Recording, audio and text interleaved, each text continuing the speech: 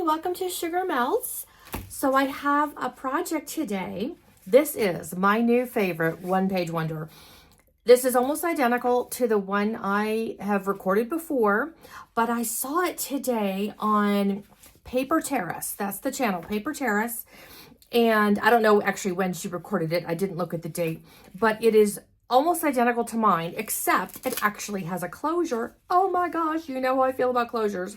It's going to be in your purse and it's going to be in your briefcase. You're going to be throwing it around and using it. A closure is just so helpful. So this is what it's going to look like. So we've got that same pocket here. We've got our half circle pocket here. And then I was even able to slip in a couple sheets of Post-it paper in the back. And then there's another smaller pocket here, which is closed with Velcro. Now, you can do any kind of closure, of course, but I just think Velcro for something like this is so fast and easy. Here's another example that I did. This is what it looks like with this other paper. I forget who makes this paper. This is Stampin' Up! Paper. This, I can't think of the name right now. And then here's another sheet. I just had a bunch of kind of one sheet left from a paper pack. And so they're great for these one-page wonders. These is such a great way. Once again, you know, some Post-it paper in the back for making notes, places to stick receipts, coupons, recipes, tickets, pictures. So, I mean, everything fits in here. It's just such a perfect size and it's so easy. These are great stocking stuffers, great gifts. And I'm going to show you how to make this. It's really fast and easy. Okay, so I'm going to use a scoreboard. Feel free, oops, sorry I bumped you. Sorry about that. Feel free to just fold. This is not that complicated, but whatever you use to get your measurements.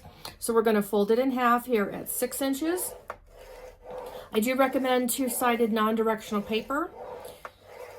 Okay, so we got this fold here, and then we're going to turn it. And we're going to go down at 4 inches. And then down at 8 inches. Now, if you're really an expert at this, I was able to modify it on one of these where I went over 1/8 of an inch just to give that a little bit of a spine for the paper. But we're going to keep it simple here, and we're just going to do it straight down at 8. Okay. Then let's just go ahead and give it some crease. And you don't have to decide right now which side you want to be on the outside. When we fold this up, you'll have choices. Either side will work, and you may have a different preference once we get it all folded up. So with the 6-inch score line, we're going to cut, and you can use scissors if you prefer. I like to use this cutting board that has the little tray in it. I feel like I get way more exact by lining up that fold directly into that little tray there. Get my cutter up here, and then you're only going to cut down to the 8 inches. You don't want to cut all the way through. Okay, so the piece of paper down here at the end, the 4x12, that's going to stay connected. So let's just run the score down, or if you're using your scissors, only go down to that 8 inches. Okay. Let's get this out of the way. Okay, so now what we're going to do is you want to decide which one's going to be your inside, which one's going to be your outside. So bring it together and fold it in like that. This is your first pocket. Let's go like this. And this is going to be the cover. Okay, that back flap. So instead of the previous one-page wonder where I folded it in and made a pocket, this time I'm going to add another little score line, and we're going to make that into the cover. I actually want the gold on the outside, I think. And I'll have the little snowflakes. I think those are snowflakes. I'm not really sure. We'll have those there and there. Okay, so this goes here, and then this outside is going to be on the cover. That will be the fold. Okay, so bring this scoreboard back one more time. Line that up here. And so this should be right at 4 inches when you put that there. And I'm just going to give myself a little bit of room here. It can either be 1/4 of an inch or 1/8 of an inch. However full you think yours will be, or however tight it may be, if your measurements were a little snug in there. Okay, just giving myself a little bit of room. And then let's go ahead and kind of give that some love there, get that folded. So now, there's that, and it folds. Perfect. Okay, so let's make our front pocket here on this flap. All I'm going to do is I'm going to fold this down along that score line, just like that. And so that's going to be a pocket. We'll glue that down here in a second. And then here, this can either be a top loading pocket or a side pocket. I'm going to make it a side pocket just because I think it's easier sometimes to get things out of a side pocket that's only 4 inches than something I push down into a 6-inch pocket. When I do these, I only make my hole, so use your, your hole punch here to make the thumb notch. Some people go through both sides. I find it a lot easier to get something in and out if they're not the same. If they're both cut, it's a little trickier to get those pages separated, and it's much easier if only one of them has that thumb notch. So just kind of eyeball that, no big deal. And then on the back page, which is going to be the cover, so I'm going to fold this in, and I'm not even going to measure. I'm just going to kind of pick a spot, give it an inch, 1.5 inches. Doesn't matter. You feel free to measure whatever you want. Just make sure. I don't like it to be too close to where that fold is. Otherwise, it's just going to be hard to get anything in there. And this pocket will be so small, there wouldn't be much that would fit anyways.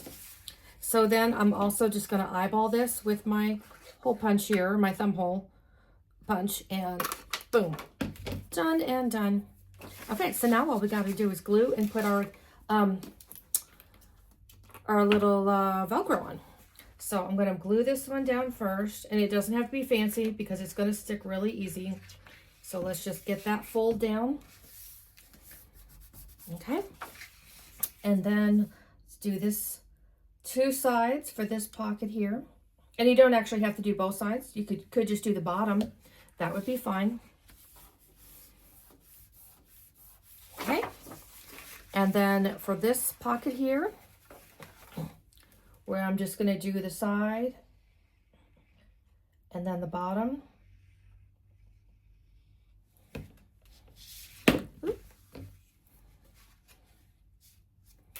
Okay, give that a second there, and then put some glue on the top and the bottom of this. I don't want it so thick that it's going to ooze out, but I don't want it too little that it doesn't actually hold when I put something in that pocket. Okay. Let's see if we've got everything secured. See how this is so much easier, because if this other hole weren't back here, it'd be difficult to slip in anything. But because I only did one side of the pocket, it's just so much easier to put something in that pocket. I just think that is a much easier approach. Okay, so this is going to close. And this goes over because we gave it that little 1/8 of an inch. It's just enough space for when we put paper in or journal cards, that it's just not going to be too tight and it's not going to stretch. So I've got the Velcro dots. These are really easy to find. You can get these at the dollar store.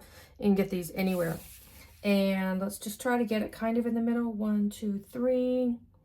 I put the white side opposite the cover, so the clear side is on the actual cover itself. I don't want to be looking at that if I don't have to.